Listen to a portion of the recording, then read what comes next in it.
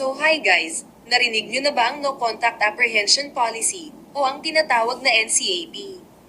Hindi ba kayo sigurado kung may nilabag na kayo? At hindi nyo alam kung paano malalaman? Kung oo, nasa tamang video kayo. Pero bago yan, pwede bang humingi ako ng isang like?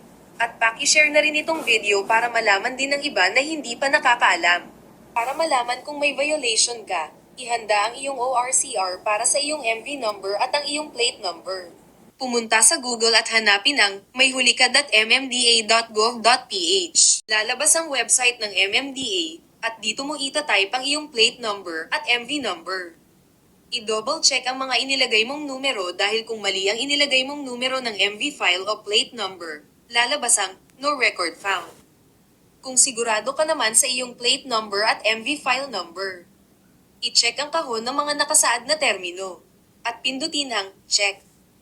Hintayin itong mag-load at pagkatapos ay ipapakita na kung mayroon kang violation o wala. Sana nakatulong ito sa iyo. Nga pala, ako si Bengbeng.